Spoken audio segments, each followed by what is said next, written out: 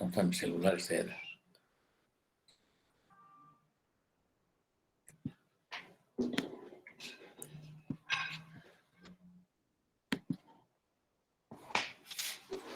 Buenas noches.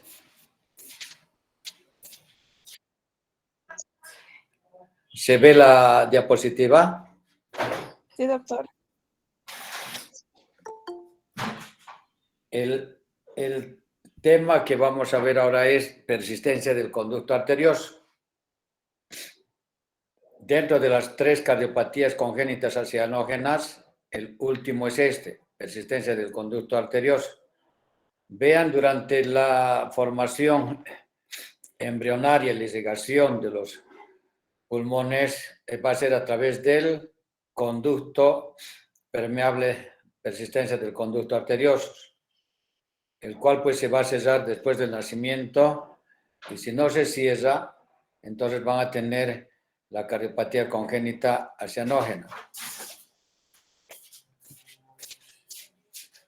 Vean acá.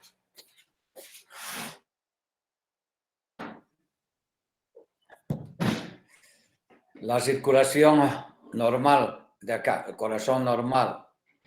Y vean acá el ducto persistente, tiene la aorta, y después de la subclavia viene acá el conducto, donde ven el círculo de amarillo. Llegan a ver, ¿verdad? Y vean la comunicación que hay, el conducto de la aorta y el flujo que va hacia la arteria pulmonar, a la rama izquierda. El cortocircuito, obviamente, va a ser de izquierda a derecha. ¿Cuál tiene mayor presión? ¿La aorta o la arteria pulmonar? ¿Cuál tiene mayor presión? La aorta. La aorta, pues, va a ser 120/80. Y la pulmonar va a ser, pues, 25/30. Entonces, pues, el flujo va a ser de izquierda a derecha. Nuevamente. Ahora, ¿por qué se va a caracterizar ahora el conducto arterioso? Porque va a tener 1, cortocircuito de izquierda a derecha, 1, 2, va a haber hiperflujo pulmonar, y tercero, sobre qué cavidades la sobrecarga de volumen va a realizarse, va a ser sobre las cavidades izquierdas. Entonces, pues es a diferencia de la CIA y de la CIB, que van a tener sobrecarga de volumen hacia el lado derecho. Y aquí ven, acá tienen ustedes el conducto, la aorta. Vean el flujo donde está el ducto, la flechita de verde. La sangre de la aorta va a pasar a la arteria pulmonar, de la arteria pulmonar va a ir a los pulmones, se va a oxigenar a la aurícula izquierda, y de la aurícula izquierda ventrículo izquierdo. Entonces van a tener cortocircuito de izquierda a derecha. Cuando el niño tiene el conducto, el diámetro menos de 4 milímetros, el niño va a estar asintomático. Cuando el diámetro del conducto arterioso es de 5 a 8 milímetros, va a ser asintomático hasta la tercera década. Y en los cuales, ¿qué van a encontrar ustedes? Pulso de la arteria, y va a ser Seller y Saltón. ¿Y qué van a auscultar? Soplo e maquinaria. ¿Qué quiere decir soplo sístolo diastólico en foco pulmonar? Con irradiación a región infraclavicular izquierda. Si tiene falla cardíaca izquierda, ¿qué va a presentar el paciente? Va a presentar, ¿qué? Disnea, palpitaciones y arritmias auriculares. Cuando la PSA es de gran tamaño, entonces el niño va a presentar, ¿qué? Insuficiencia cardíaca. Y si va a haber inversión del shunt, ya no va a ser cortocircuito de izquierda a derecha. Entonces esta va a ser de derecha a izquierda, o sea, de la arteria pulmonar hacia la aorta. Entonces el paciente va a tener cianosis e hipertensión arterial pulmonar. En el electrocardiograma, ¿qué es lo que van a encontrar ustedes? Hipertrofia del ventrículo izquierdo por sobrecarga de qué? ¿Sobrecarga de qué va a presentar? ¿Es de volumen o de presión? De volumen. Y en el electrocardiograma, ¿cómo puedes decirme si es de volumen? ¿Cómo? Por la onda T, doctor. ¿Onda T en dónde? ¿En D1, D2, D3? ¿Dónde? En B5 y B6. ¿Y acá cómo está en el electrocardiograma? Está positiva. Y entonces dice hipertrofia del ventrículo izquierdo, T positiva, sobrecarga, volumen. Muy bien. Ahora vean acá la radiografía de tórax, y en la cual van a encontrar el primer, de la silueta cardíaca izquierda, el primer botón es aórtico. Vean aquí el segundo, que es la pulmonar abombada, hiperflujo, y el crecimiento de qué ventrículo va a ser, izquierdo o derecho. Izquierdo. Claro, si está sobrecargando cavidades izquierdas, va a tener pues hipertrofia del ventrículo izquierdo. Muy bien. Y vean acá en el eje corto, el redondito que llegan a ver, esto es la aorta, y donde está el flujo es el flujo en mosaico. Ese es el cortocircuito, es la persistencia del conducto arterioso. ¿Ya? Es la aorta y esta es la pulmonar. Es el tronco de la arteria pulmonar. Y el mosaico es el conducto. Y vean, cuando le hacen cateterismo cardíaco, vean la aorta, donde está el asterisco, ese es el conducto, y va a tener medio de contraste en la arteria pulmonar. ¿Cómo van a hacer el tratamiento? Entonces, el tratamiento quirúrgico puede ser de dos maneras. Uno, ligadura, doble ligadura y sección del conducto. ¿Ya? Doble ligadura y sección del conducto. O puede hacerse a través de los Amplatzer. Si es de percutáneo, y vean acá, este es el Amplatzer. Acá tiene el Amplatzer. Y ahí está el dispositivo. Entonces, no requirió hacer la cirugía.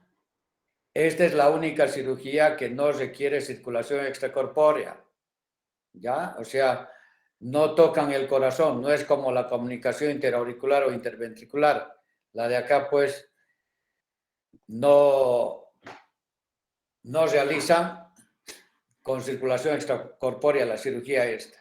Y vean hoy en día el cierre de la persistencia del conducto arterioso por los diferentes dispositivos de los Amplatchers o los coins. Muy bien. ¿Tienen alguna pregunta?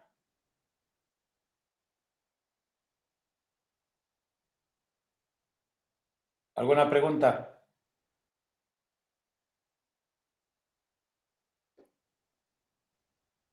Entonces, ¿tienen alguna pregunta? Doctor, Dime. leí que hay una clasificación del conducto arterioso permeable en base a su anatomía y en las que están, ¿es en todas viable hacer el tratamiento por el Amplatzer? Si tienen disponibilidad ustedes del Amplatzer, obviamente te evitas la cirugía, 24, 48 horas estén en el hospital y pues no requieres control posterior ni que se infecte la herida y nada. ¿Ya? O sea, si me preguntaras hoy, si me preguntas tú, doctor, ¿qué le hiciera ahora? Te voy a decir, hazle, si es de percutáneo con Amplatzer, ya no le haga cirugía. Lo que limita ahorita es el costo. El costo es, ya te debe salir como $5,000, $7,000 solamente el dispositivo.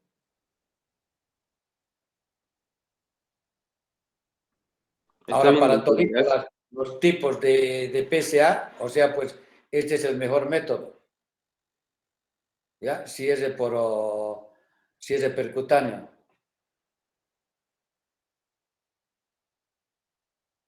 ¿Alguna pregunta?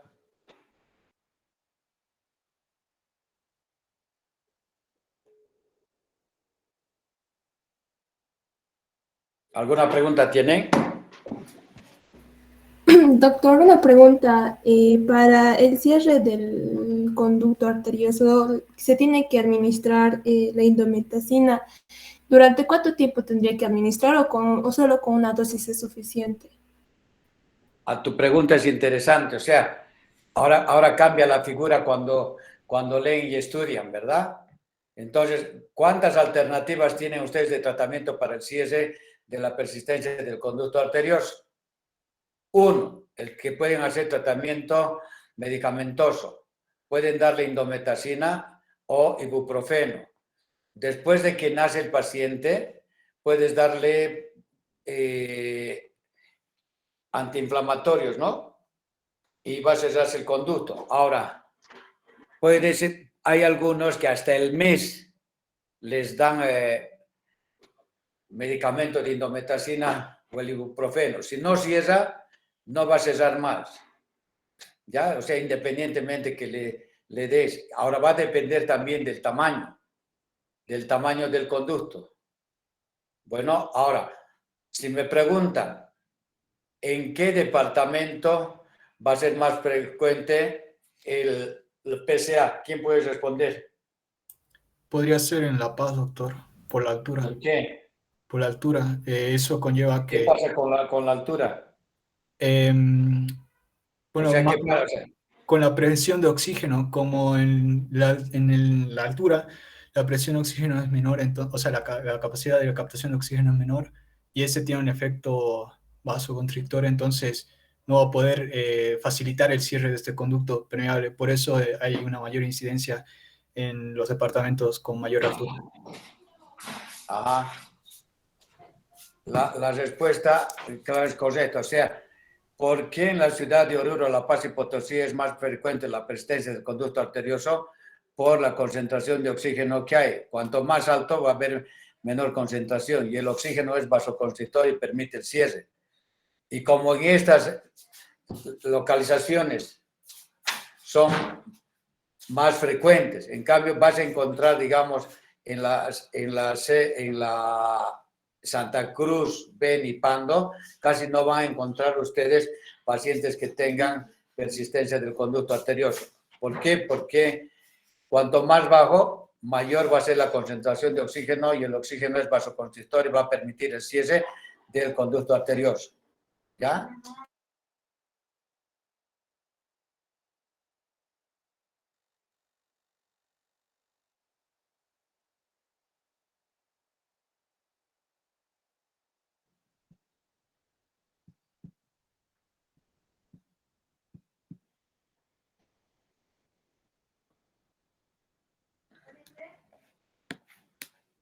Checalo.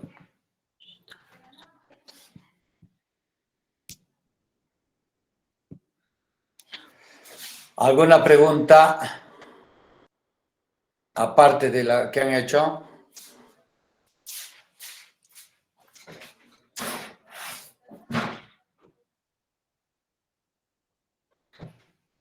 ¿Alguna otra pregunta?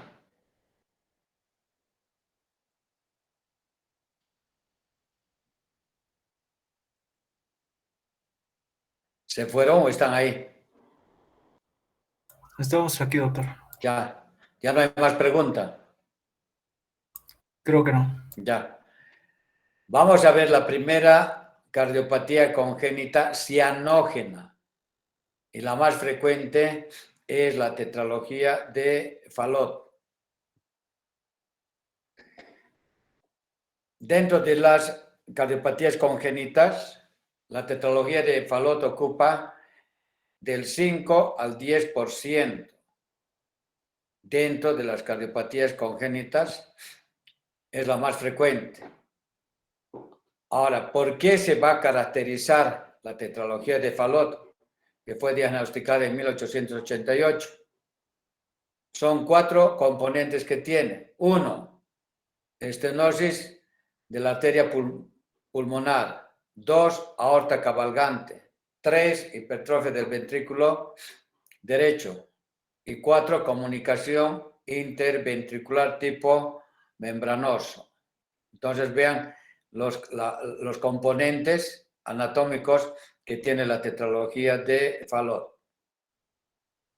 Y si llegan a ver acá cómo tienen el ventrículo izquierdo y tienen la aorta y no hay defecto septal. En cambio acá, vean acá el septum cabalga, por eso dicen aorta cabalgante.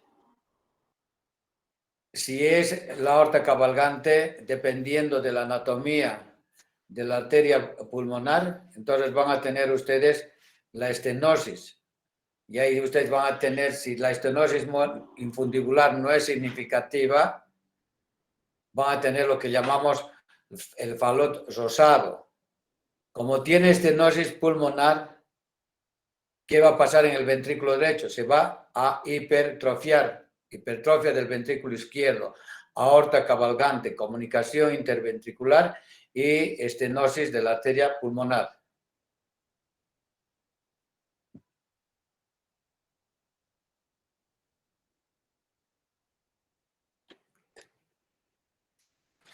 Muy bien. Vean acá. En la primera gráfica ven que tienen acá, es el corazón normal, en la cual no hay defecto septal. Del ventrículo derecho va a salir la arteria pulmonar, del ventrículo izquierdo la arteria aorta. Pero en la tetralogía de Fallot, vean acá la comunicación interventricular, vean el diámetro de la arteria pulmonar en relación a la normal, y la que están viendo hay estrechez, disminución del calibre.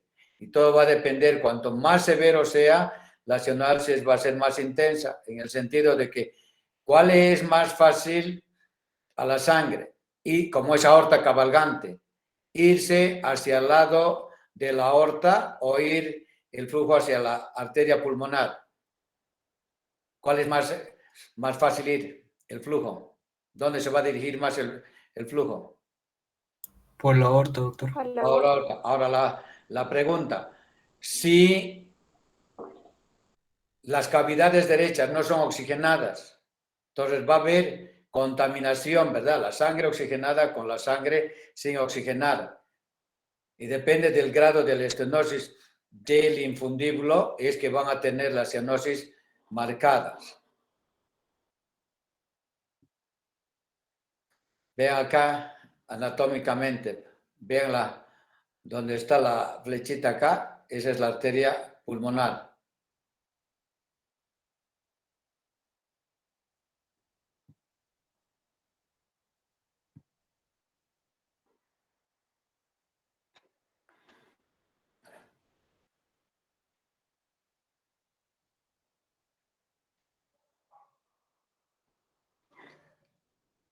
¿Hasta ahí tienen alguna duda?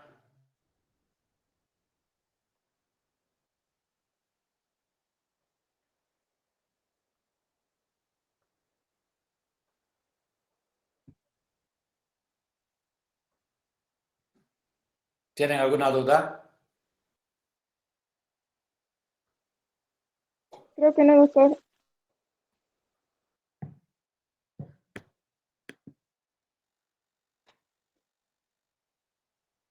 Entonces, en resumen, ¿cuáles son las características de la tetralogía de Fallot?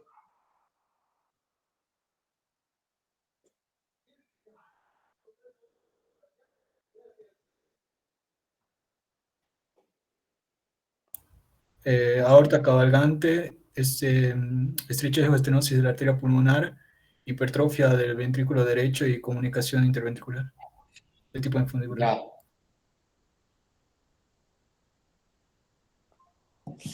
Ahora, un segundito lo de internet.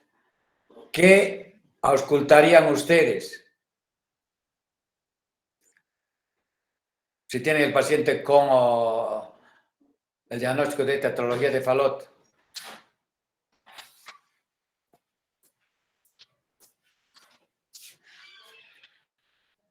¿Qué diagnosticarían? ¿Cómo hicieran el diagnóstico?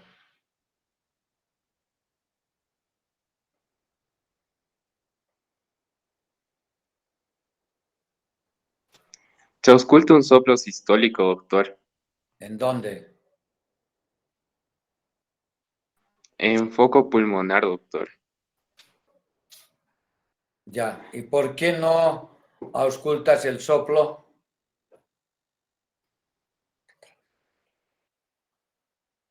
El soplo de 6B.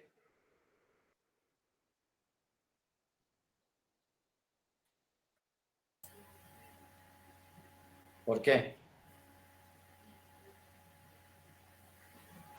Doctor, puede ser porque los ventrículos, como va a haber una comunicación interventricular, ambas presiones van a estar similares. Entonces, es correcto, ¿no? Muy bien.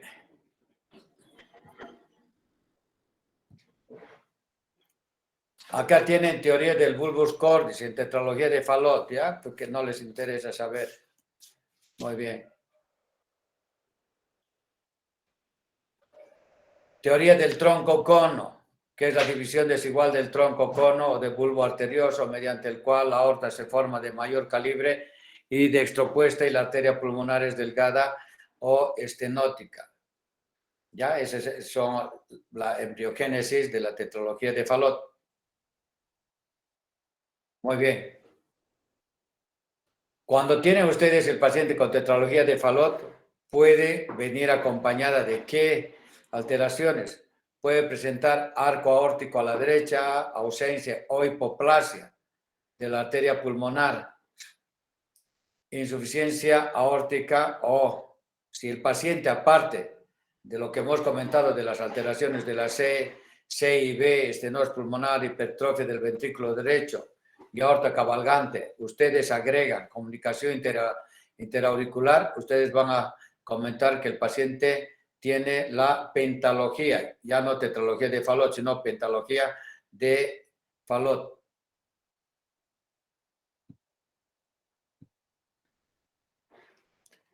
En la tetralogía de Fallot, cuando la C y B es grande, lo que comentaba acá uno de tus compañeros, ambos ventrículos tienen la misma presión cuando la C y B es grande.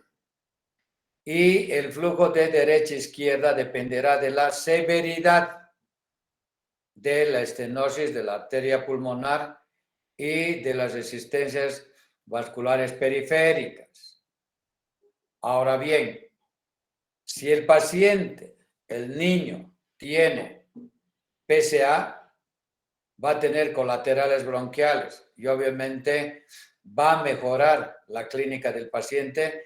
¿Por qué? Porque tiene estrechez a nivel de la arteria pulmonar y entonces tiene la persistencia del conducto para que la cual dé flujo a la arteria pulmonar y vaya a irrigar los pulmones. Entonces, cuidado ustedes que vean ahí con persistencia del conducto arterioso el paciente que tiene tetralogía de Fallot y ustedes digan, no, hay que cesar el conducto. Cierran el conducto y el niño se les va a morir porque está siendo nutrida por el conducto persistente.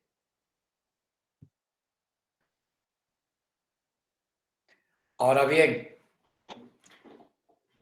es muy importante la estenosis pulmonar. Generalmente va a ser de tipo infundibular. Puede ser valvular o puede ser mixta, infundibular y valvular. Y en casos extremos puede existir que el niño tenga atresia de la válvula pulmonar. Entonces, toda la circulación del lado derecho no va a pasar por la arteria pulmonar y todo se va a ir hacia la aorta. Y va a tener obviamente cortocircuito de izquierda a derecha. y va a ser el paciente completamente cianógeno. ¿Cuáles pueden ser las variantes de la tetralogía de Fallot? La forma leve de la tetralogía de Fallot se denomina Fallot rosado. ¿Por qué? Porque la estenosis o el aparato infundibular casi no está comprometido. Entonces el flujo, obviamente, el flujo que tiene cortocircuito de izquierda a derecha, entonces parte, va a irse por la arteria pulmonar y parte hacia la aorta, porque la aorta está cabalgando. Ya entonces tienen ustedes el Fallot rosado, que no van a ver el paciente como normalmente vemos pacientes cianóticos y con acropaquias, dedos en palillo de tambor. Ahora, la fisiopatología de la tetralogía de Fallot. Todo, como decimos, depende de la anatomía, de la parte infundibular y de la estrechez del tronco de la arteria pulmonar.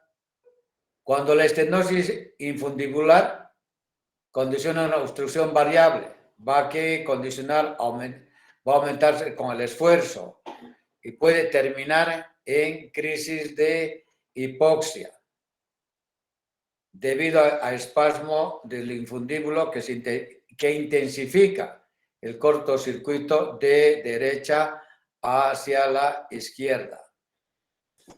Ahora, ¿por qué el niño adopta la postura de encuclillamiento? Porque va a aumentar las resistencias periféricas, disminuye el retorno venoso, especialmente del flujo proveniente de los miembros inferiores. Y eso alivia al niño de la hipoxia que puede presentar. Como es cardiopatía congénita cianógena, obviamente el niño va a estar cianótico desde el nacimiento y va a ir incrementándose con el tiempo. Ahora todo va a depender de su anatomía de la arteria pulmonar. ¿Qué puede presentar el niño? Crisis hipóxicas, que va a tener síncope, porque pues no va a tener buena oxigenación a nivel cerebral, va a presentar convulsiones, las cuales van a ser incrementadas por el llanto, el esfuerzo. Los niños estos tienen retardo en el crecimiento y cuando vean niños van a tener la postura de encuclillamiento.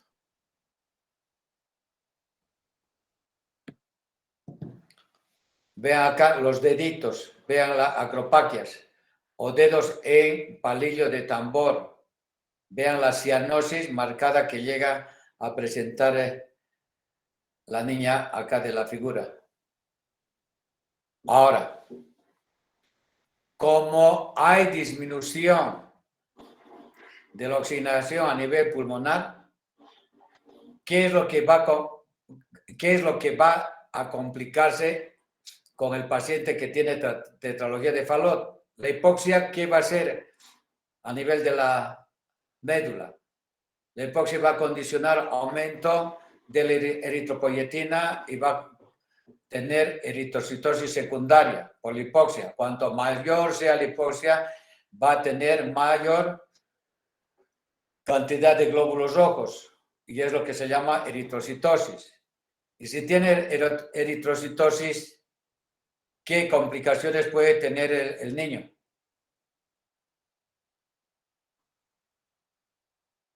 ¿Qué complicaciones?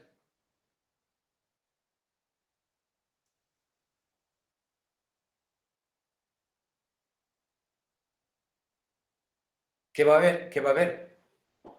Anemia, doctor.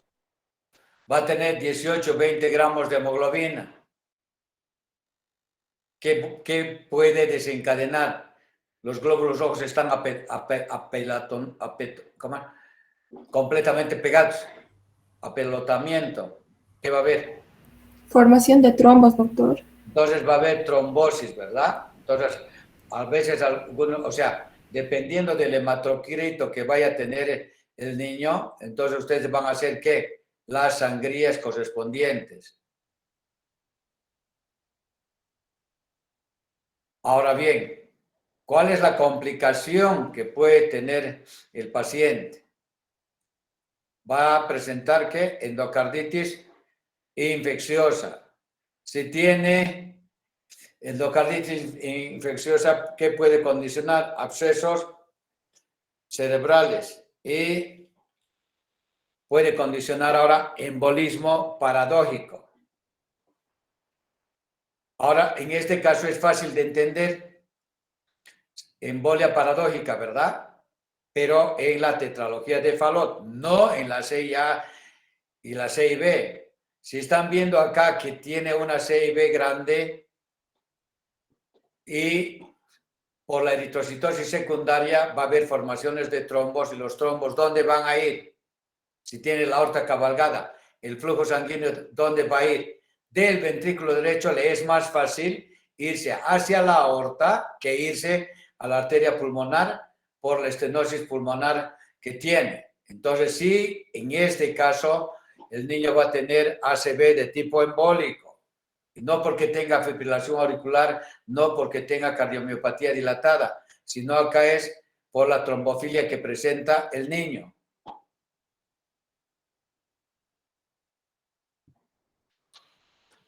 Ahora, el niño va a tener eritrocitosis secundaria y se debe a la disminución de la saturación de oxígeno, el cual ¿qué va a conllevar? Al aumento de la estimulación de la eritropoyetina, la cual va a estimular a la médula ósea y la producción de nuevos glóbulos rojos. ¿Y qué puede condicionar la producción de nuevos glóbulos rojos? Que vaya a aumentar el hematocrito. Miren acá, cuando son cardiopatías congénitas, el hematocrito va a ser mayor del 80%. Va a aumentar la viscosidad sanguínea y va a tener accidentes vasculares cerebrales. ¿De qué tipo? ¿Isquémico o va a ser hemorrágico? Isquémico, Bueno, doctor. Isquémico, doctor. Isquémico, doctor. Isquémico, pues muy bien, perfecto. Vean ahí el cerebro, su ACV isquémico a nivel de la retina. Vean ahí los dedos en palillo de tambor y las acropaquias. Vean a nivel del riñón, o sea, puede condicionar trombos y el trombo que viaja se llaman émbolos. Todo lo que va a presentar el niño. Inclusive, de acuerdo a la concentración de los glóbulos rojos, la hemoglobina y el hematocrito, normal si tiene 80% de hematocrito, lo ideal es bajar hasta el 55%. ¿Y cómo lo van a hacer eso? A través de las sangrías rojas. ¿Qué conducta ustedes hicieran en el paciente que tiene 60-70% de hematocrito? ¿Cuál fuera el tratamiento que le vayan a dar para evitar las complicaciones por la trombofilia que presenta, por la hipoxia? ¿Qué le dieran?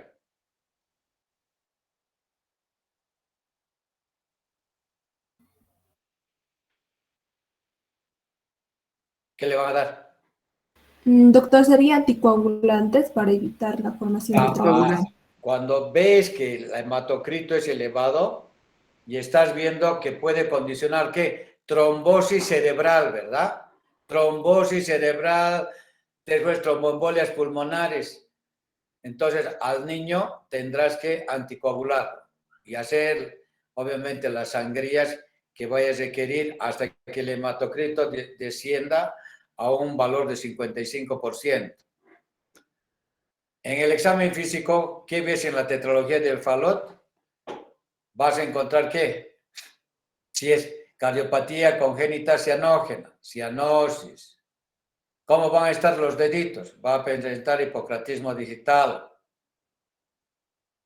En el examen físico de tórax vas a tener tú, como hay hipertrofia del ventrículo derecho, colocas tu palma en la parte anterior a nivel del mesocardio y vas a sentir cómo golpetea y vas a decir tú, esto es secundario hipertrofia del ventrículo derecho. Ahora muy bien, si tienes estrechez de la vía de salida del BD, que es la arteria pulmonar, ¿qué es lo que vas a encontrar? Es como si fuera estenosis pulmonar. Y en la estenosis, ¿cuál es el tipo de soplo que van a encontrar? Soplo sistólico expulsivo en foco pulmonar. Y van a tener segundo ruido único. Y acá tienen la tetralogía de Fallot, ¿ya? Entonces el soplo va a ser sistólico eyectivo en foco pulmonar. Cuando ven al niño, entonces van a pedirle ustedes exámenes complementarios.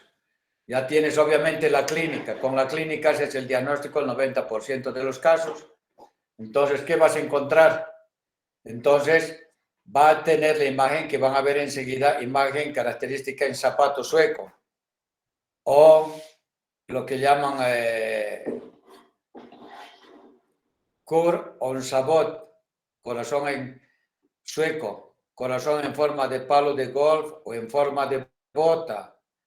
Si hay estenosis de la arteria pulmonar, ¿cómo va a estar? Va a estar excavado, ¿verdad? El flujo pulmonar, ¿qué va a ser? O sea, el segundo arco pulmonar va a estar excavado. En cambio, en las cardiopatías congénitas por hiperflujo, CIA, CIB y PSA, comentábamos que el botón pulmonar está bombado. ¿Y está bombado por qué? Por el hiperflujo. En cambio acá tiene estenosis de la arteria pulmonar. ¿Cómo va a estar el botón pulmonar? Va a estar excavado. Y obviamente va relacionada con disminución del flujo pulmonar. Entonces, redundando nuevamente, todo va a depender de la anatomía de la arteria, del tronco de la arteria pulmonar. Vean acá la imagen como si fuera palo de golf. Va a estar el botón aórtico, acá está excavado o es cóncavo, la hipertrofia del ventrículo derecho. Y el flujo pulmonar va a estar, ¿qué? Va a estar disminuido. Flujo pulmonar disminuido. ¿Qué encuentran ustedes en el electrocardiograma? Va a tener ritmo sinusal, el eje eléctrico, si hay hipertrofia del ventrículo derecho, ¿cómo va a estar el eje? El eje a la derecha. Va a haber hipertrofia del ventrículo derecho, ¿por qué? Porque tiene estenosis pulmonar. Va a encontrar bloqueo de la rama derecha completo o incompleto y puede tener extrasístoles ventriculares. Vean acá el electrocardiograma, tiene la onda P, es sinusal, tiene acá las R mayores en B1, ¿no? Que traduce hipertrofia del ventrículo derecho. La ecocardiografía, vean qué bonito es de acá. El de la izquierda, donde dice septum, vean el anillo aórtico y este es el septum. El septum, como dicen, aorta cabalgante, porque acá está el septum, está entre el ventrículo derecho y el ventrículo izquierdo. Aorta cabalgante. Vean la comunicación interventricular. Y acá vean a la derecha el mosaico y el defecto y el cortocircuito. ¿Ya? De derecha hacia la izquierda, porque el flujo, pues, ¿por dónde se va a ir si tiene estenosis de la arteria pulmonar? ¿Cuál es más fácil? Irse hacia la aorta. Y el cortocircuito es de derecha a izquierda. Si les voy a preguntar, cortocircuito de derecha a izquierda, con hipoflujo pulmonar, hipertrofia del ventrículo derecho, ¿cuál es el diagnóstico? ¿Qué patología? Ya no les voy a colocar pues cianosis, ¿verdad? porque ya van a decir que la hepatitis exógena del tipo de tetralogía de Fallot. Entonces, para que vean, cortocircuito, este es de derecha a izquierda, ¿ya? Porque le es más fácil irse por la aorta que por la arteria pulmonar. Y acá nuevamente la aorta aurícula izquierda, la comunicación interventricular y aorta cabalgante. ¿Para qué le hacen ustedes cateterismo en el paciente que tiene tetralogía de Fallot? En la tetralogía de Fallot es importante ver la anatomía del tracto de salida del BD, cómo está la arteria pulmonar y cómo están sus ramas. Y así también cómo están las arterias coronarias, porque puede tener anomalías. ¿Cuál es la función ventricular derecha e izquierda? ¿Cómo es el sitio y tamaño de la C y B? Ver si existe competencia de la válvula aórtica y excluir si tiene persistencia del conducto arterioso o coartación de la aorta.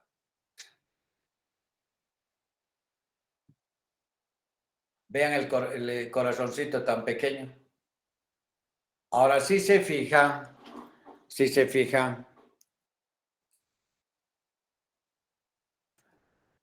¿cómo ven acá en B1? Vean acá en el electrocardiograma, que es un dato electrocardiográfico, cuando ven ustedes el paciente y lo ven cianótico. ¿Qué les llama la atención de B1 a B2? De B1 a B2. ¿Qué les llama la atención? La amplitud del complejo QRS. Fíjense, de B1 a B2. Todos tienen... ¿Cuántos están acá en la charla? La onda RS del complejo que cada vez se hace, o sea, se ve que cada vez son más, tiene mayor voltaje, mayor tamaño. ¿Quién puede comentar? Otro que pueda comentar.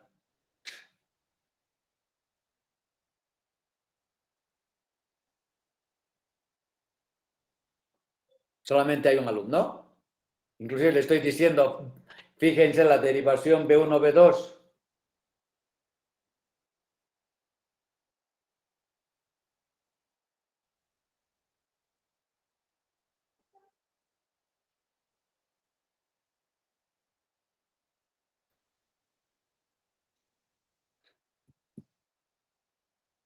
¿Se han ido todos los estudiantes? ¿Se han ido o qué? ¿O solamente hay uno que está en la charla? Doctor, un cambio brusco en la onda S entre B1 y B2. Ya. Si les estoy mostrando cómo ven el electrocardiograma en B1, B2, ¿lo ve? En B1, ¿qué ves? Solamente ves la onda R, ¿verdad? Y en B2 ves RS. Y esto se llama cambio brusco del primer vector de B1 a B2. Cuando encuentren esto, ustedes, paciente con cianosis, el soplo y el cambio brusco de R de B1 a B2, porque en B1 hay R, no hay S. Entonces hacen el diagnóstico de tetralogía de Fallot. ¿Ya? Supuestamente, escuchen bien, cuando hay crecimiento del ventrículo derecho, tienes R y una pequeña S. En B2 va a ser R y la S va aumentando. En B3 la R es más pequeña y la S más grande. En B5 la R más pequeñita y la S más grande. ¿Me entienden? Va aumentando la S y va disminuyendo la R. Pero ¿qué es lo que llegan a ver acá? Por eso cambio brusco de B1 a B2. En el primero hay B1R netamente y en el segundo aparece la S. Y entonces, este es un dato electrocardiográfico de que el niño tiene tetralogía de Fallot. ¿cuál es el tratamiento que van a hacer? Tratamiento médico. Si tiene eritrocitosis secundaria a la hipoxia, entonces van a hacer ustedes sangría roja hasta que el hematocrito llegue a 55%. O después de la sangría pueden hacer la reposición de volumen. Entonces pueden darle expansores del plasma. Ahora, cuando el niño tiene crisis hipóxica, van a darles ustedes ¿qué? Beta bloqueantes. O pueden darle morfina o bicarbonato de sodio y oxígeno, o el niño va a estar en la postura de encuclillamiento. ¿Cuántos tipos de cirugía conocen en la tetralogía de Fallot? Uno, la correctiva y la otra paliativa. ¿Ya? La correctiva.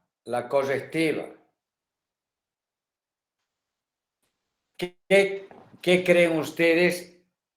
¿Cuál es la cirugía correctiva en la tetralogía de Fallot?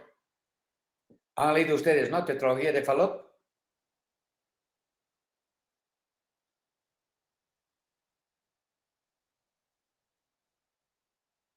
¿Qué opinan?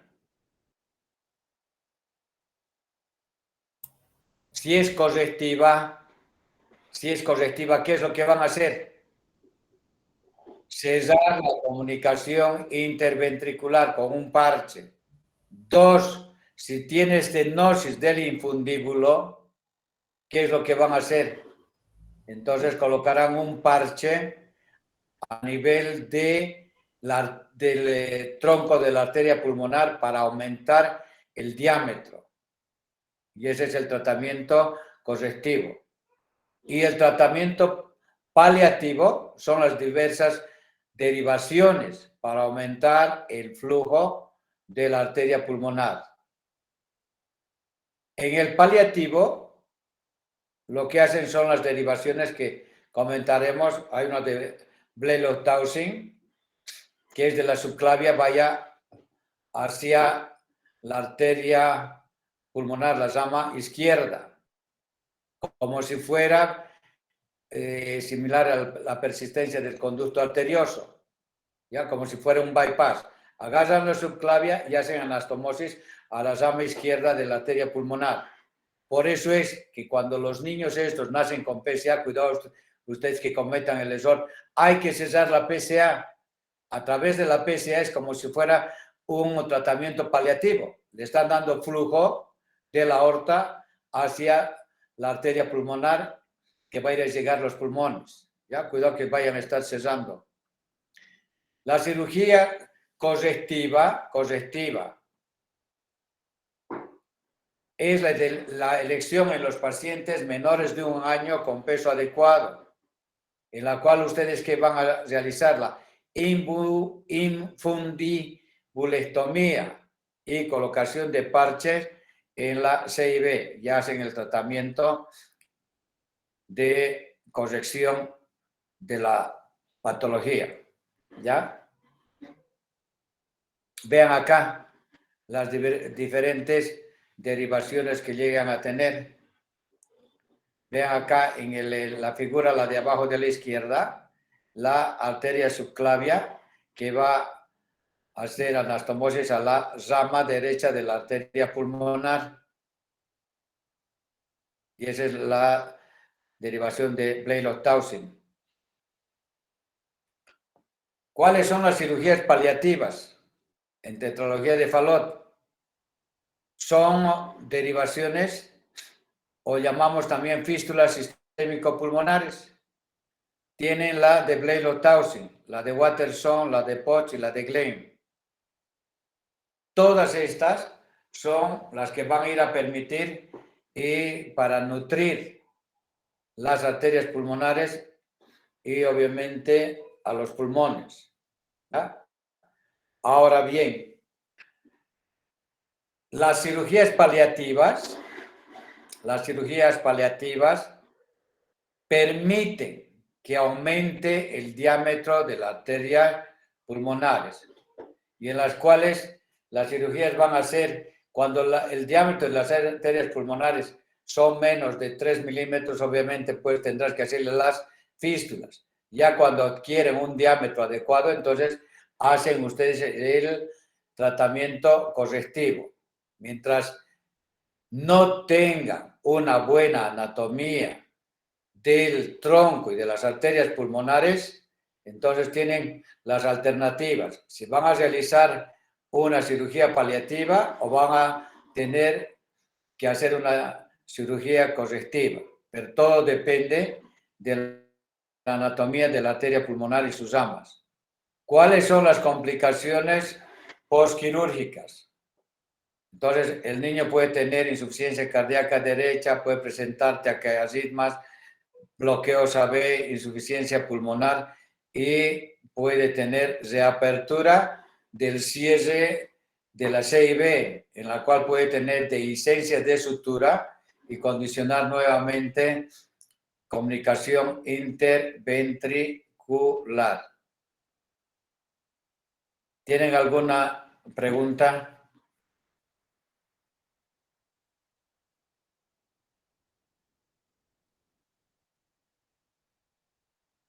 Doctor, al hacer algún tipo de las cirugías paliativas, ¿se tiene que tener algún tratamiento farmacológico para apoyar a las anastomosis Nada. o se espera? ¿Perdón? Más bien lo que tuvieras que decirme es, ¿cómo puedo hacer? La pregunta es la siguiente. ¿Qué medicamento voy a dar si el paciente tiene persistencia del conducto arterioso y estás viendo que actúa como una fístula, ¿no? Porque es una fístula.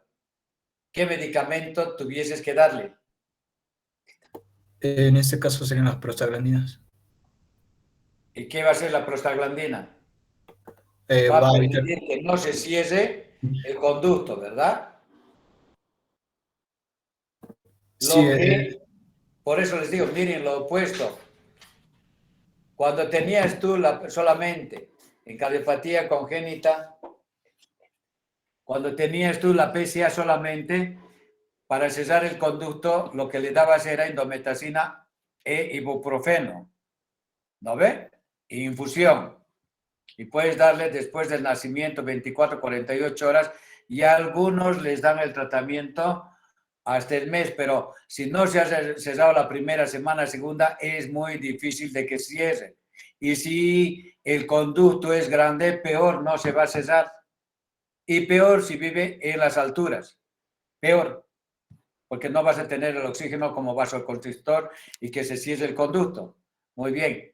Ahora sí se fijan acá qué es lo que quieren. Más bien, si tiene el conducto arterioso permeable, ¿qué es lo que quieres? Que no se cierre, ¿verdad?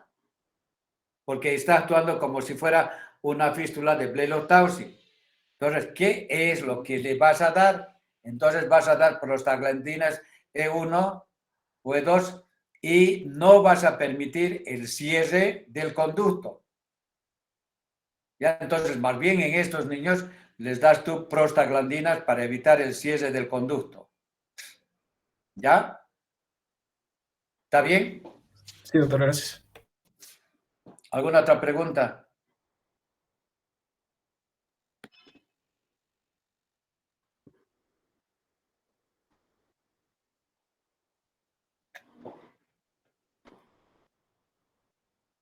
Y el último tema que vamos a ver va a ser esto de la enfermedad de Epstein. ¿Llegan a ver? Sí, doctor. Ya.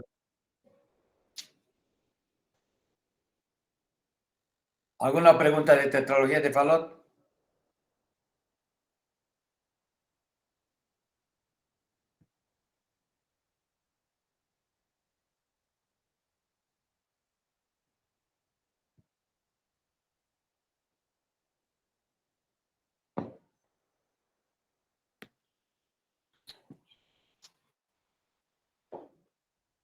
Vamos a ver ahora la enfermedad de Epstein.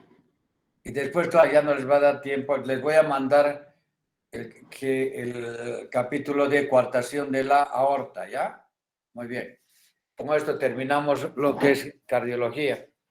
Y el lunes ya van a empezar ustedes con el doctor Jaime Arandia. ¿Qué es la enfermedad de Epstein? Vean que es una patología, cardiopatía congénita cianógena, que ocurre en un porcentaje de 0.03 al 0.6% de las cardiopatías congénitas. Ahora, ocupa el 40% de las malformaciones congénitas de la válvula tricuspidia. Ahora, pueden encontrar ustedes Epstein del lado derecho y Epstein del lado izquierdo. Epstein de la válvula mitral o Epstein de la válvula tricuspidia. No es netamente de la válvula tricuspidia, ¿ya? Pero la mayor porcentaje sí, pero puede encontrar Epstein del lado izquierdo. Vean la incidencia y prevalencia y vean la mortalidad. La mortalidad del 15 más menos 4%, que el niño puede morirse en el primer día de vida cuando el Epstein es severo. El 70 más menos 5% en la primera semana y el 91% más menos 3 en los primeros 30 días. Pero todo va a depender si el Epstein es severo. Si el Epstein es severo, obviamente la mortalidad va a ser mayor. ¿Quién descubrió la enfermedad de Epstein?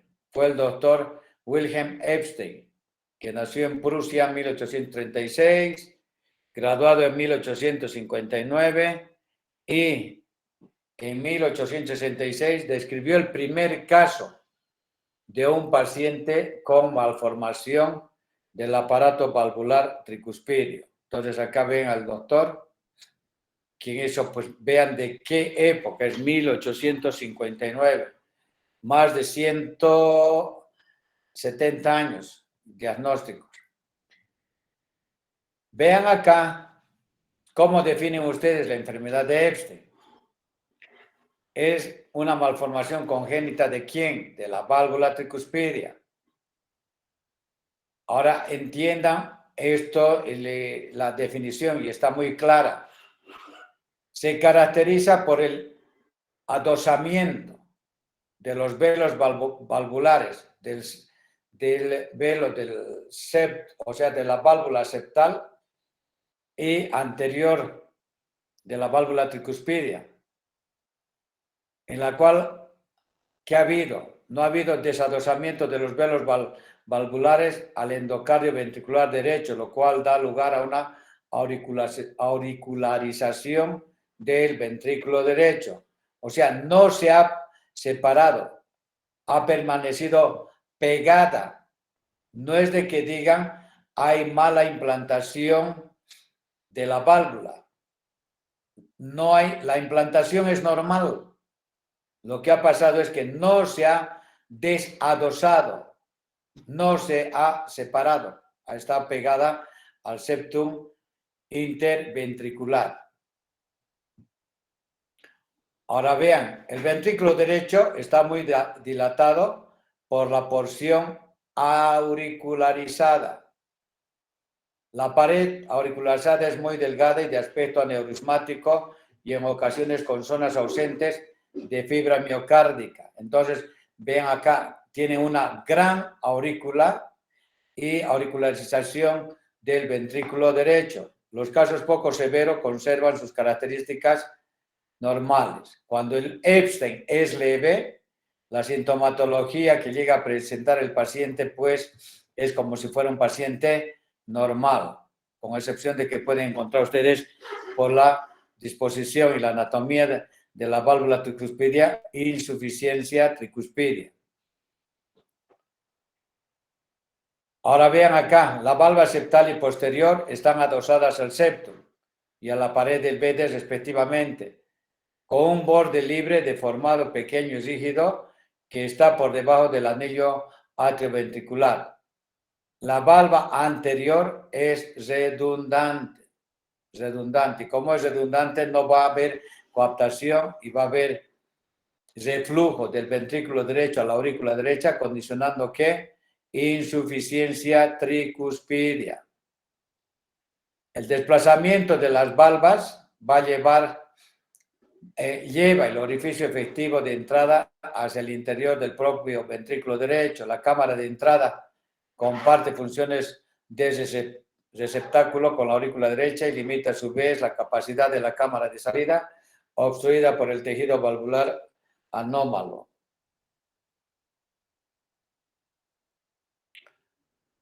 El espectro es muy amplio dependiendo de la severidad del Epstein. Puede no haber manifestaciones clínicas cuando el Epstein es leve o puede ser severa. Inclusive pueden encontrar ustedes atresia de la válvula pulmonar. Y entonces el paciente, ¿qué va a tener? Va a tener cianosis. Va a haber un aumento de presión en la aurícula derecha y va a haber un cortocircuito hacia la aurícula izquierda. Como lo que sucedería en los pacientes que tienen CIA-CIVEC, pero cuando supera la presión de cavidades derecha, es lo que se llama como Eisenmenger. Pero esto es por defecto del desadosamiento de la valva septal y posterior. Ahora, la redundancia y la inserción anormal de los músculos papilares van a obstruir con frecuencia la entrada de la porción trabeculada y la cámara de salida del ventrículo derecho. Vean los diferentes grados del adosamiento de la válvula tricuspidia. ¿Ya? Entonces, en la primera de arriba, pues van a tener ahí el adosamiento es mínimo, moderado, y al final vean acá en la última la cavidad real del ventrículo donde está la flechita negra. Esa es la cavidad real del ventrículo derecho, y toda la porción que ven que está cóncavo es la porción atrializada del ventrículo derecho, auricularización del ventrículo derecho. La anatomía es normal, lo que ha pasado es el anillo y el desadosamiento. ¿Cuáles son las características anatómicas? Adosamiento de los velos valvulares de la válvula tricuspidia al endocardio del BDE, desplazamiento apical del anillo funcional septal posterior mayor que el anterior. ¿Qué va a haber? Dilatación de la porción atrializada del BD con grados variables de hipertrofia y adelgazamiento de la pared. La valva anterior es redundante, fenestrada y adelgazada, y va a encontrarse dilatación de la unión atrio-ventricular. El anillo tricuspidio es verdadero, ¿ya? No hay que la inserción de las valvas de la septal y la posterior, su anillo es completamente normal. En la enfermedad de Epstein hay la clasificación de Carpenter en 1988, y es de acuerdo, uno, al volumen, el volumen del ventrículo adecuado; dos, si hay una gran porción atrializada del BD, pero la valva anterior se mueve libremente; la C, cuando la valva anterior está severamente restringida en sus movimientos y puede causar obstrucción significativa en el tracto de salida del BD. Casi una completa atrialización del BD, con excepción de un pequeño infundíbulo, es la clasificación de Carpentier. Y acá vean en la A, la valva septal y la valva posterior. En la B, vean En la A vean el ventrículo derecho, que es grande todavía. En la B vean, esta es la valva posterior y vean solamente el ventrículo derecho, más pequeño. Vean en la C, la porción atrializada y vean acá la valva posterior. Y en la D, vean solamente casi el ventrículo derecho pequeñito y vean la gran atrialización del ventrículo derecho, la aurícula derecha y el ventrículo derecho. Y obviamente, vean acá tan pequeñito. Estos son los Epstein severos. Y entonces este paciente va a tener cianosis y puede tener estenosis de la arteria pulmonar o a veces puede presentar atresia de la arteria pulmonar. La otra clasificación por ecocardiografía, realizada por Seller-Maher en 1994, que clasificó por ecocardiografía en 4 grupos, ¿ya? Entonces, vamos a ver ahorita, cuando hacen el eco hay una proyección que se llama 4 cámaras, que ves tú las 2 aurículas y los 2 ventrículos y puedes tú ver la implantación normal de las valvas y el desadosamiento. Entonces, tienes en el grado 1 cuando está menos del 0,5%, en la cual dividen ustedes el anillo funcional con el anillo anatómico y esa es la relación de 0,5%. En el grado 2, cuando esta relación del anillo anatómico y el anillo normal, entonces es de 0,51 a 0,99. Y el otro, el grado 3, cuando la relación es de 1 a 1,49 y más de 1,50. Este es el Epstein severo, que fuera el de acá, el de acá. El de acá fuera el de 0,5, el segundo, el que están viendo acá, el B, fuera el 2 de 0,51 a 0,99.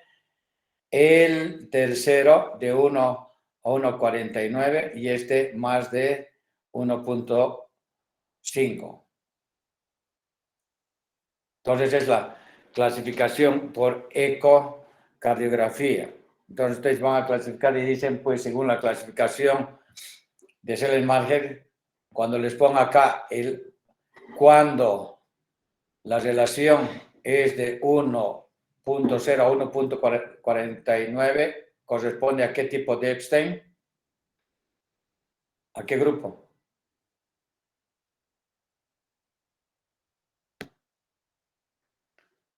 Vean acá los grados y la mortalidad que llega a tener según el score de Gauss.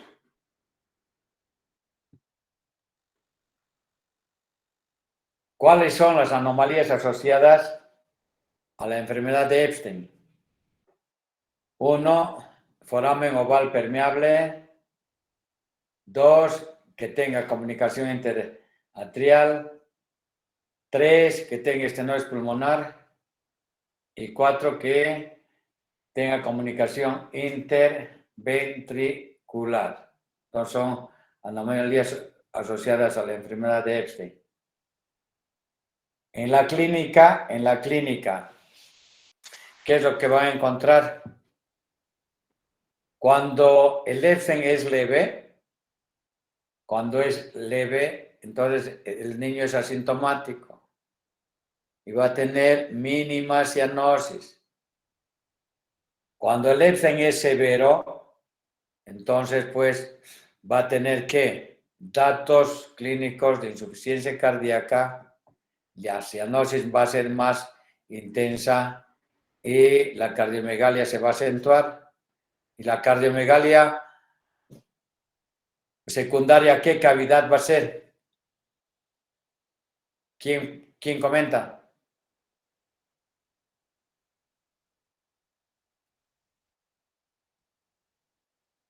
¿Quién puede decir cardiomegalia a expensas de qué cavidad? De la aurícula derecha, doctor. No sé yo por qué tienen que pensar tanto si les estoy dando acá. Atrialización del ventrículo derecho, ¿verdad? Si están viendo la figura acá, ¿cuál es la cavidad que está dilatada? ¿Cuál es? ¿Cuál es? La aurícula derecha. Ya, pero entonces cardiomegalia a expensas de la aurícula derecha. La verdad no sé yo. Ven acá y pues, si se equivocan, pues se equivocaron, no hay problema. Pero lo siento, ahí sabes qué, como que pues escuchan y pues ni opinan. ¿Cuáles son las manifestaciones clínicas? Entonces, ¿qué va a presentar el paciente con enfermedad de Epstein? Va a tener cianosis, insuficiencia cardíaca, que si es del lado derecho, va a tener falla cardíaca derecha. ¿Y cuáles son los signos y síntomas de la falla cardíaca derecha? ¿Qué va a presentar? Ingurgitación yugular. 1, hepatomegalia. 2, Hepatomegalia. Hepatomegalia 2, Edemas. ¿qué? y edemas en miembros inferiores. Ya, entonces, y edema y miembros inferiores son las tres, ¿no ves? Y esto hemos repetido. Ingurgitación yugular, hepatomegalia, secundaria la insuficiencia tricuspidia y edema en miembros inferiores. Muy bien. Ahora, los pacientes que tienen enfermedad de Epstein pueden tener asociados vías anómalas, como ser la del Wolff Parkinson White. Entonces van a tener arritmias. ¿Y cuáles son las arritmias que va a presentar? Fibrilación auricular o taquicardia supraventricular. ¿Ya? En ese sentido, el paciente que tiene enfermedad de Epstein puede tener arritmias cardíacas. Ahora, todo va a depender del cuadro clínico y de la severidad del paciente. Si es leve, el niño hace su vida normal, su actividad normal. No va a tener datos clínicos de insuficiencia cardíaca derecha. Cuando es moderada y severa, sí ya va a tener sintomatología. ¿Ya? Y obviamente va a depender si la enfermedad de Epstein va asociada a otras patologías congénitas. Ahora, ¿cuál es la expresión? Vean, en el recién nacido, lactante y niño mayor y en el adolescente y adulto. Cuando son nacidos, recién nacidos, ¿qué van a tener? Cianosis, soplo sistólico, ritmo de 4 tiempos, insuficiencia cardíaca y crisis de hipoxia. Cuando son estos que tengan Epstein severo, ¿cuál es el ritmo de 4, 5, 6 tiempos? ¿Quién me puede decir? Doctor, es cuando existe desdoblamiento del primer y segundo ruido. Si se desdobla el primer ruido, van a ser 2 ruidos ya, ¿verdad? Sí. Se desdobla el segundo ruido, es la aorta y pulmonar, van a ser 4 ruidos. Si tiene insuficiencia cardíaca, tercer ruido, ritmo de 5 tiempos. Y si tiene ritmo de galope, va a ser ritmo de 6 tiempos. Entonces, en la enfermedad de Epstein, cuando ponga ritmo de 5 tiempos, ¿en qué diagnóstico van a pensar? ¿Qué diagnóstico?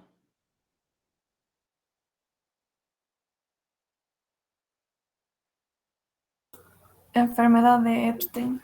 Listo. Tanto tienen que pensar, chicos.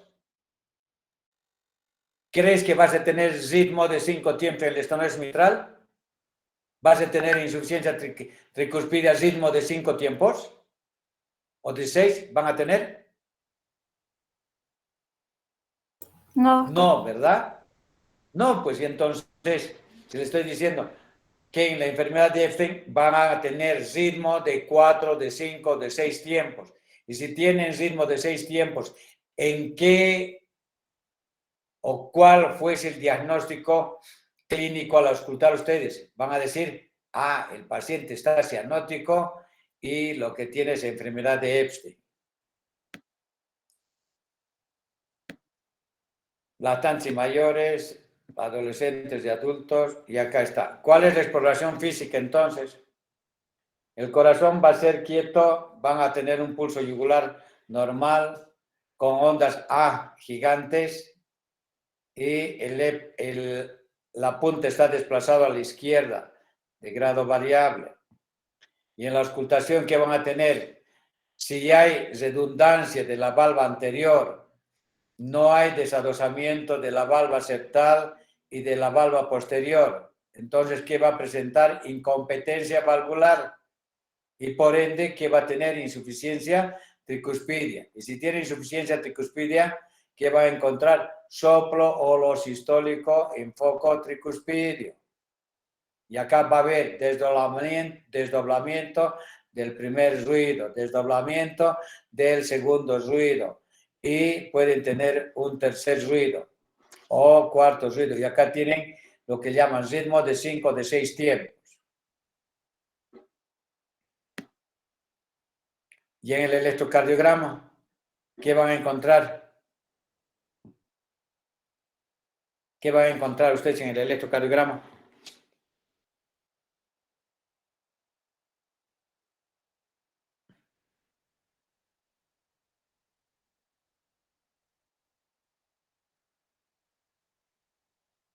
¿Qué van a encontrar en el electrocardiograma?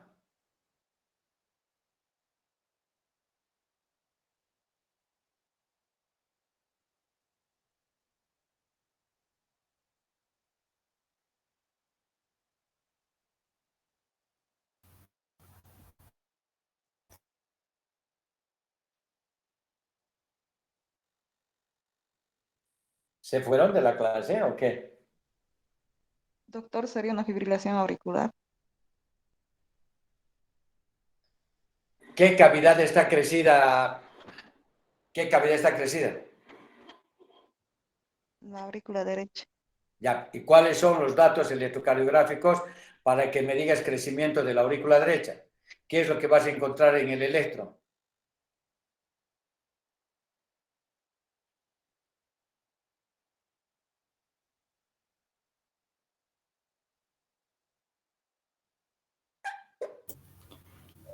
La onda P pulmonar. ¿Cuál es la característica de la P pulmonar y en qué derivaciones? ¿Cuánto va a ser el milivoltaje de la onda P?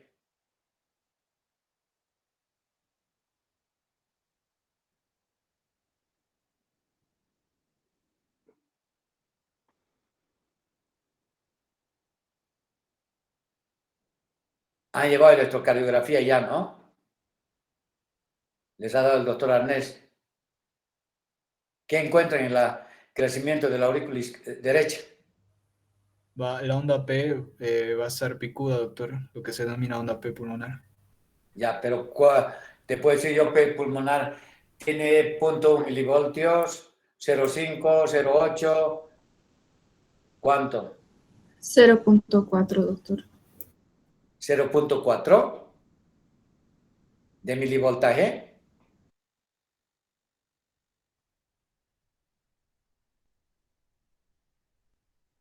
0.10 lo normal. 0.10 lo normal. Lo normal es menor a 0.25, doctor. O sea, 2 cuadraditos y medio, ¿no ve? Sí. Ya. Y cuando vamos a suponer que tenga 3 cuadraditos, va a ser, ¿cuánto? 0.3 milivoltios, ¿no ve? 3 cuadraditos.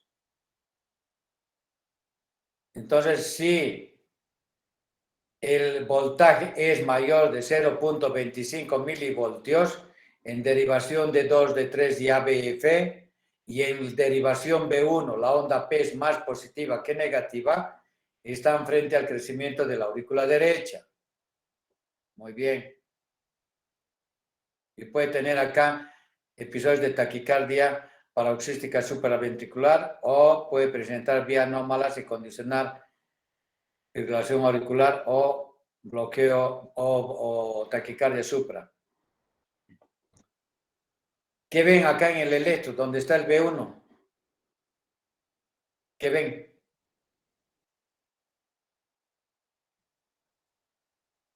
en B1.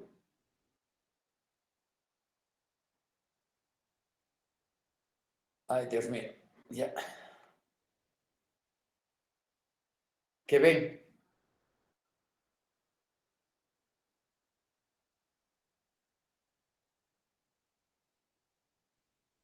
La onda era ensanchado. ¿La onda qué?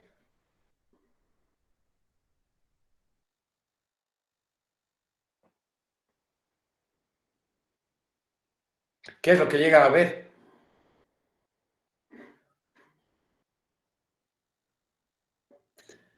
La onda delta, doctor. ¿La onda qué? Delta. A ver, nos ubicaremos. A ver, nos vamos a ubicar. ¿Qué patología estamos viendo? ¿Qué patología? Wolf Parkinson White. Dios mío, señor. ¿Qué patología, qué tema estamos viendo? ¿Y va relacionada con qué? ¿Con qué está relacionada? ¿Con el crecimiento de qué cavidad? La aurícula De derecha. la aurícula derecha. Y si les estoy diciendo en B1 qué es el electro, qué es lo que están viendo. ¿Cómo está la onda P en B1? Picuda. Picuda, doctor. Oye, ¿y eso qué traduce? ¿Cómo tiene que ser en B1? Más menos, ¿no ve? Cuando no hay crecimiento, la onda P tiene deflexión positiva y una deflexión negativa. Pero acá, ¿qué es lo que estás viendo? Que solamente hay predominio de la deflexión positiva. La P es completamente positiva. ¿Qué les está traduciendo? Que tiene crecimiento de la aurícula derecha.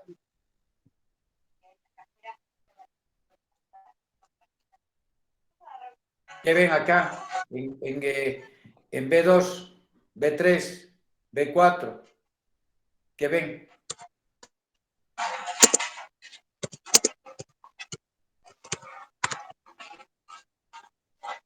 En B2, ¿cómo está la onda P? Picuda. Ya, pero entonces, ¿qué tiene? ¿Crecimiento de qué? Del pico, ¿no? Derecha. Crecimiento de la aurícula derecha. ¿Qué tiene acá? ¿Qué hay? Tienen B1.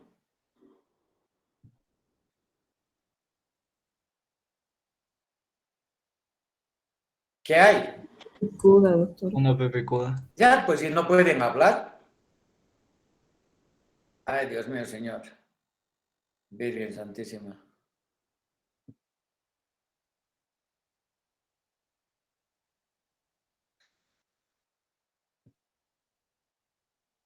Y acá, ¿cómo ven en B1?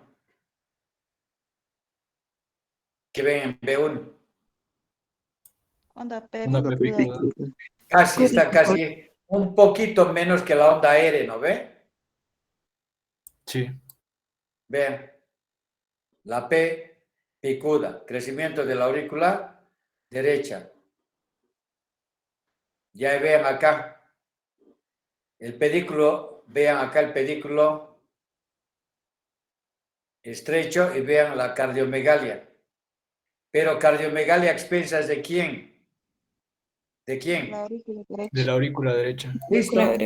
Les es difícil si estamos viendo acá los diferentes tipos de Epstein, la atrialización del ventrículo derecho tan grande en la radiografía va a tener cardiomegalia. ¿Cuál es la cavidad que estamos viendo que se va a agrandar? O sea, ¿qué se va a atrializar es el ventrículo derecho más la aurícula derecha? Entonces, la cardiomegalia va a ser a expensas de la aurícula. Derecha. ¿Qué aurícula? Derecha. La derecha, pues. Es sentido común. Cardiomegalia, acá no me va a decir, el ventrículo derecho, acá podrían decirme qué es. No, ¿por qué? ¿Por qué? Porque pues es pequeño. Lo que se ha trializado es el ventrículo derecho que hace como si fuera una cámara grande, la aurícula derecha. Vean ahí, pedículo angosto y la gran cardiomegalia a expensas de la aurícula derecha. Vean el corazón del paciente que tiene Epstein leve. No hay cardiomegalia, no hay crecimiento de la aurícula derecha y estos son los pacientes que son casi asintomáticos y pueden vivir como pacientes normales. Cuando es moderado o severa, pues ya van a requerir cirugía o van a ser, como llaman, plastía de la válvula tricuspidia, y es muy raro de que coloquen prótesis en la válvula tricuspidia. Y en la resonancia magnética, vean, la gran aurícula derecha. Y acá pueden ver ustedes la anatomía en relación, miren, la cavidad auricular y la ventricular tan pequeñita. ¿Cuál es la historia natural? Va a depender de cuál es el desadosamiento de la válvula tricuspidia. Si es grave, o sea, si el Epstein es severo, obviamente el niño va a presentar sintomatología desde el nacimiento. La mayor parte de los pacientes llegan a la tercera o cuarta década de la vida y pues algunos, claro, pero esto es a la sexta vida cuando son el Epstein leve, o sea, no hay sintomatología, solamente van a tener un soplo de insuficiencia tricuspidia pues leve. En los casos más graves, obviamente va a cursar con cianosis y arritmias.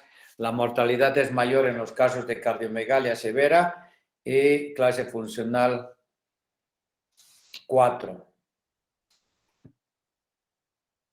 Y acá qué bonito, vean el ventrículo derecho y vean acá la valva septal y la valva posterior. Vean. Llegan a ver acá el septum y la gran atrialización del ventrículo derecho y vean la aurícula derecha. Tan grande la aurícula derecha y el ventrículo derecho es pequeñito.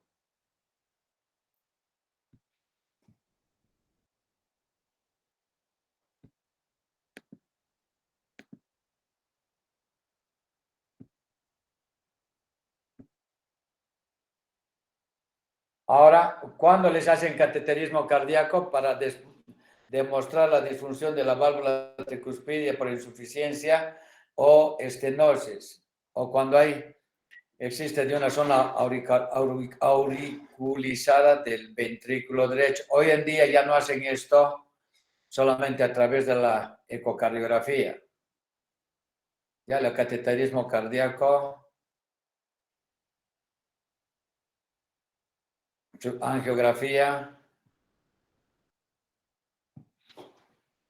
¿Con qué patologías pueden hacer diagnóstico diferencial de la enfermedad de Epstein? Con todo relacionado pues a la válvula tricuspidia, ¿no? Displasia de la válvula tricuspidia, prolapso de la válvula tricuspidia, cambios traumáticos de la válvula tricuspidia, cardiomiopatía ventricular derecha ritmogénica, porque puede condicionar esa sea vía anómala Wolff-Parkinson-White y el cual va a condicionar fibrilación auricular o taquicardia supraventricular. Ahora bien, los pacientes como tienen válvulas redundantes, entonces pueden complicarse ¿con qué? Con endocarditis de la válvula tricuspidia. Y el tratamiento, pues, si es leve, vigilancia. Y el tratamiento médico, obviamente, si tiene arritmias, entonces tienen dos alternativas. Uno, tratamiento con qué medicamento le dieran. Si tienen taquicardia paroxística supraventricular o tienen Wolff-Parkinson-White, ¿qué medicamento le diesen?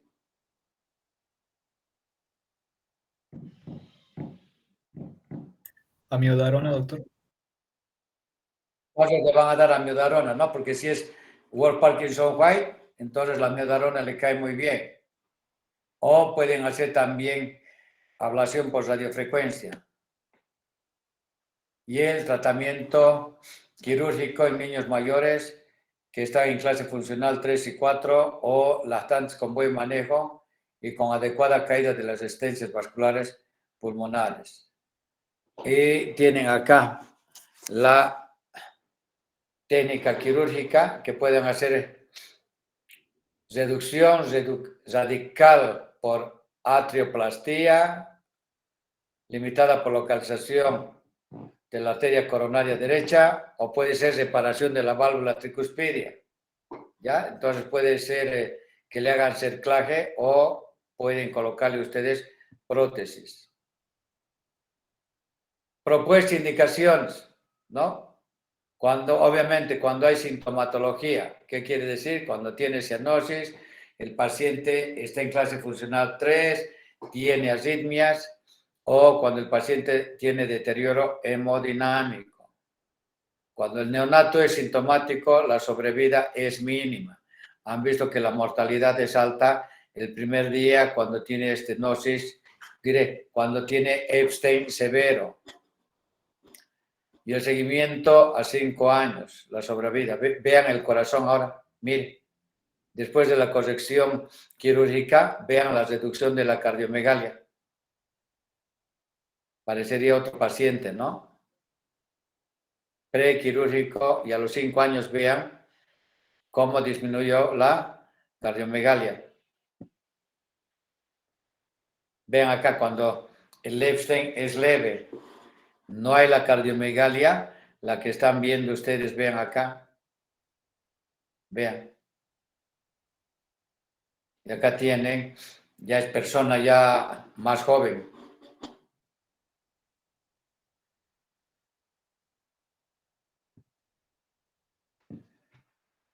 ¿Cuándo le van a indicar, propuesta de indicación? Si está sintomático, menos 2 semanas de vida, cuando el índice cardiotorácico es mayor a 0,80, o los criterios de Gauss en estadio clase funcional 4, y cuando la insuficiencia tricuspidia es severa.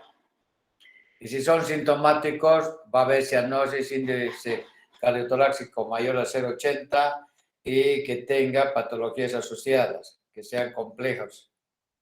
Y tienen cirugías como la cirugía de Fontan, pueden colocarle prótesis mecánicas o pueden hacerle plastías de la tricuspidia, o pueden hacerle la cirugía de Danielson o la cirugía de Carpentier.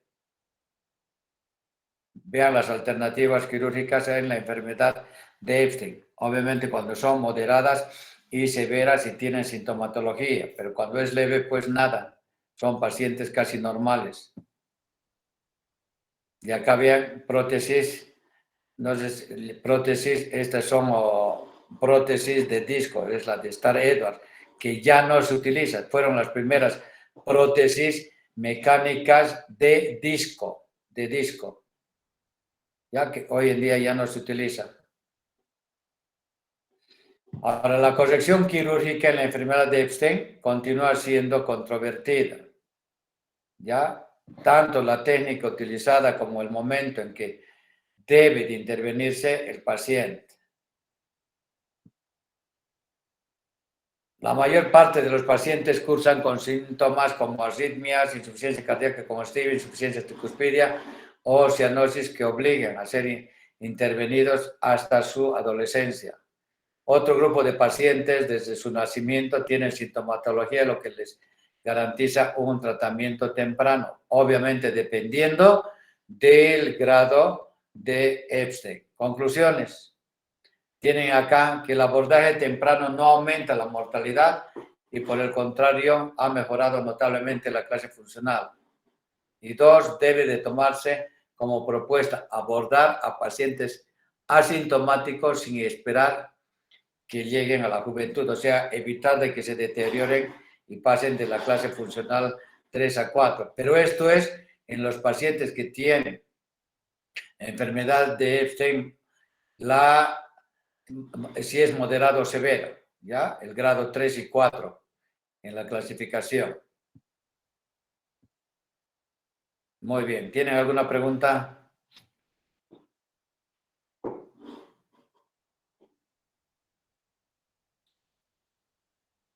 ¿Tienen alguna pregunta?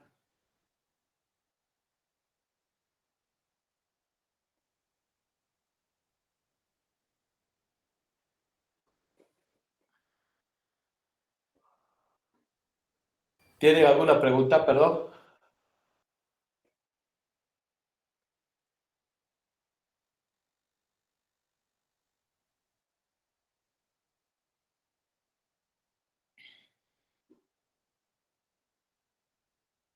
¿Tienen alguna pregunta? Al parecer no, doctor. Ya, entonces les voy a mandar, porque ya mañana es sábado y el día de ayer por problemas del internet no les he podido dar ahora la coartación de aorta, pero se los voy a mandar a tu representante de grupo, a Stephanie, ¿no? ¿Estás, Stephanie, ahí? Te voy a mandar, Stephanie, lo que es de coartación de la aorta, con eso tienen todos los temas.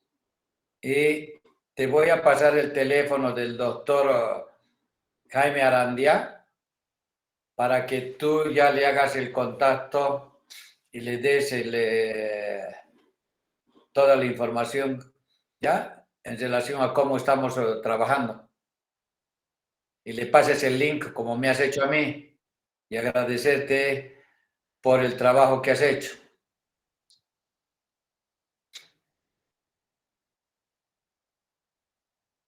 No, pues a ustedes. Ya, y el examen va a ser de todo esto lo que les he dado, de todo lo que les estoy dando, ¿ya? Que tengan buenas noches y los veo el día lunes a los que están rotando conmigo. Que tengan feliz fin de semana y buenas noches. Buenas noches, doctor. Gracias, doctor. Hasta luego. Buenas noches, doctor. Hasta luego.